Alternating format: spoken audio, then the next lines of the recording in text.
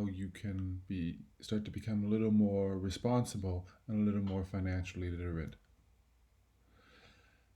After this, you'll be able to do your personal budget for a month and also complete the Future You case study. How do we save money?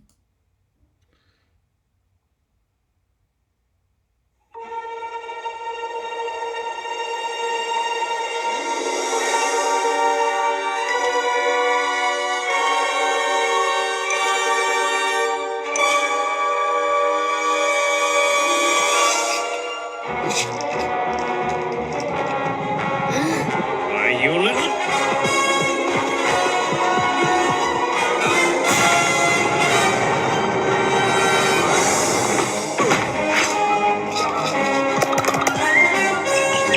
What the? No!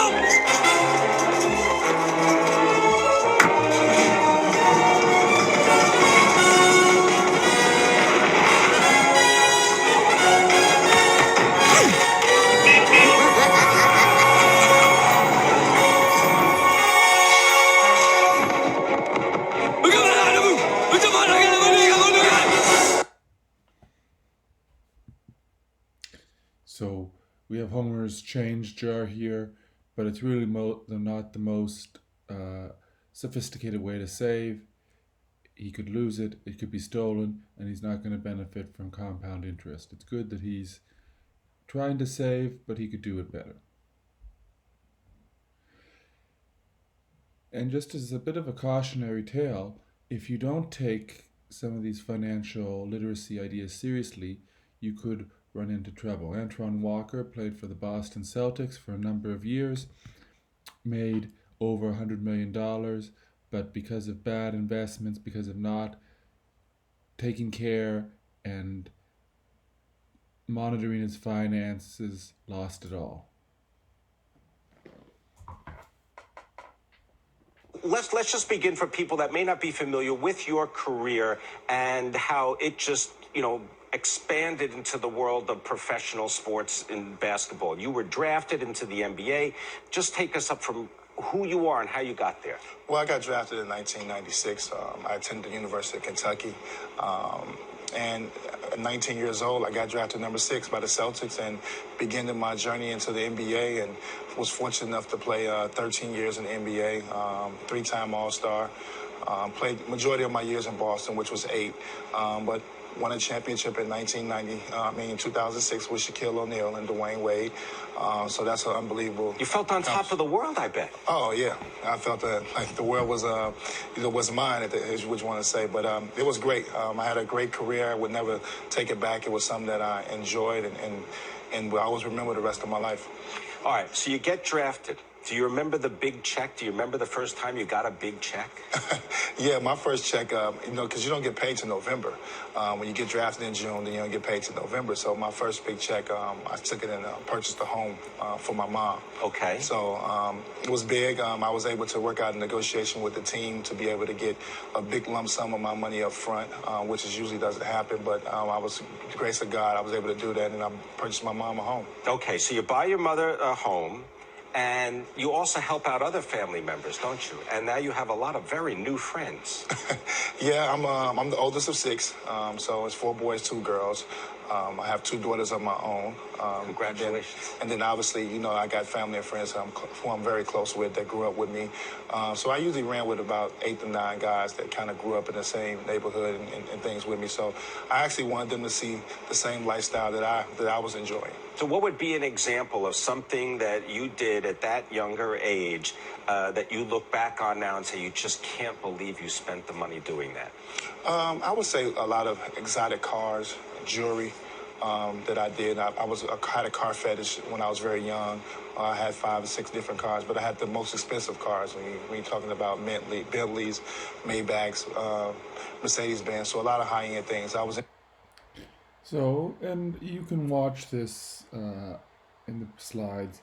When you start to be a big consumer, it can lead to expenses getting out of control. And buying multiple versions of the same thing, when you have limited resources, might not be the best idea when you're setting a budget. So, when we talk about money management in this course, it's the daily activities that help you satisfy your needs and wants within a limited income. And we all have a limited income. Either it's our salary at work, it's a scholarship that we're receiving, it's money that we get from our parents, uh, it's investments after we've retired. No one has just unlimited amounts of money. So everyone has that finite number and they have to fit in their needs and wants within that. Maybe take a moment and evaluate how would you rate your money management skills out of 10? Would you say they're excellent, they're 10 out of 10, 1 out of 10, 3 out of 10? Whatever the number is, we'll try to improve those as the course goes on. So we want to think of why do we buy items? And we buy it because of the income and the price. We received the paycheck, so then we saw something that we could afford, so we buy it. It gives us status to have that item, to be seen as being successful. Because of a trend, you see that a friend has a certain type of phone, so you ask your parents to upgrade your phones.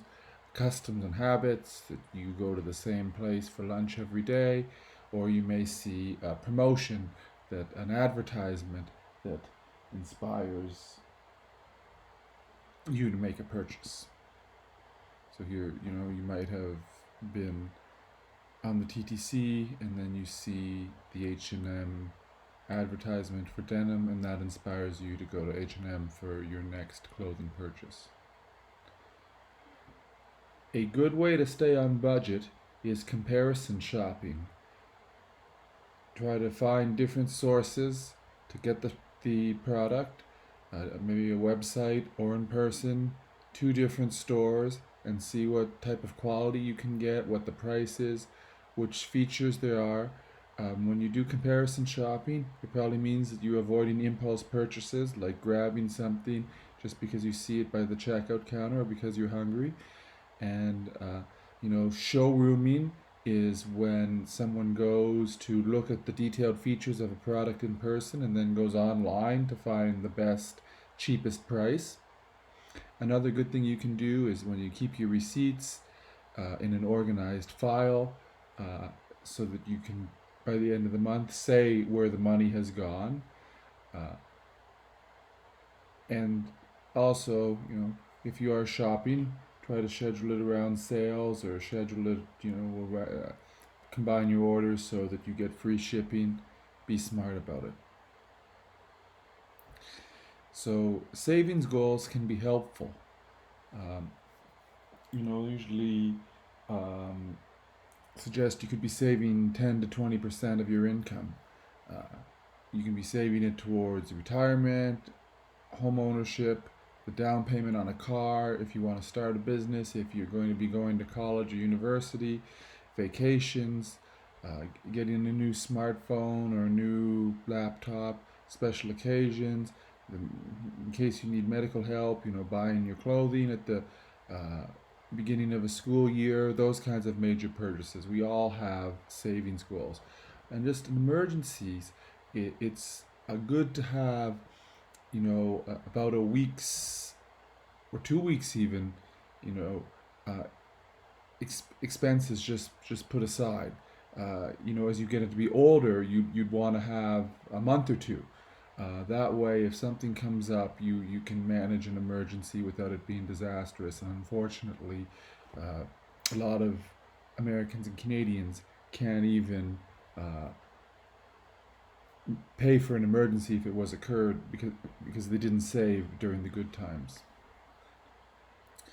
So personal budgeting, you can do it on a weekly basis.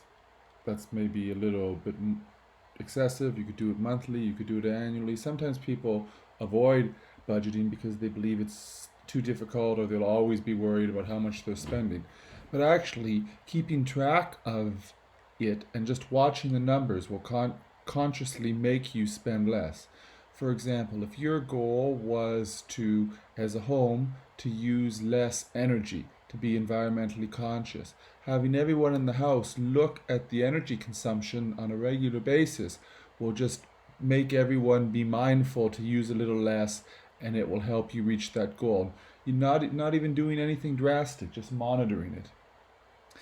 And then budgeting can help you correct your spending habits so you're not spending too much. You're saving for your long-term goals, and that you're spending a right amount for your income. Here's what a personal budget will look like. And when you do this personal budget activity, it will look somewhat like this. Now, just look at the formatting. Things are in a neat, columns, so it's arranged very clearly. You can add them up, and the things that are subtitled are off to the side a little, so you can see the breakdown of how necessities are. On a financial statement, whenever you see a solid line, it indicates that that's a sum. If you see a double solid line, that's the end of the financial statement. It means, at the end of a personal budget, you should put the double line there. It's not in this example, but that would be something good to do, just to indicate that it's over. So we start off with our gross income, which is all the money that comes in. For adults, they have income tax, they have the Canada Pension Plan, they have employment insurance, they may have union dues, they may have health benefits, they may have other deductions at the point of their when they get their paycheck. If you have a job, you might start to see some of those deductions. But if you don't have a job, you don't have deductions at the moment. Then what's left over is disposable income. And the first thing we want to take care of are the savings, so the necessities, like any savings, any mortgage payments, any car payments, any insurance, grocery, clothing that you need. You need to pay the necessities first. Then what is left over is discretionary income. You have a choice about how that can be spent. You can't choose whether or not to pay the mortgage, but you can choose whether or not to do the entertainment and gifts for a certain month. So that's a sample budget. Yours would be a little different, but you can copy this type of organization and the gross income, disposable income, discretionary income terminology.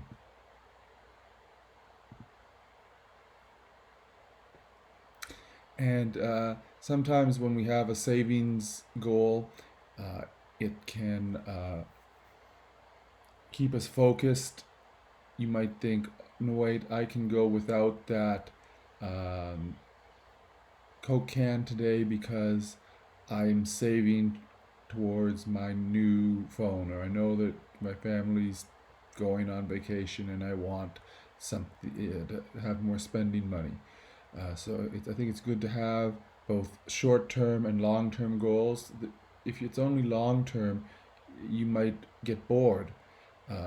You're only thinking of depriving yourself, whereas if you do have short-term goals as a way to sort of spend the money to reward yourself, it's okay to mix those in. I think you want to keep your goals private. You don't need to have your finances be public, but you still want to have what's the word that I want to say? You still want to have a way to remind yourself. You still want to have maybe you can have it on your desk or on a bulletin board just to remind yourself of the goal, but you don't have to tell everyone about it. And set aside a minimum amount to save each month. They call that paying yourself first, meaning you have to pay a lot of people for clothes, for food, for Uber rides. Pay yourself first by setting aside the money for saving, and then you'll have all the money left over.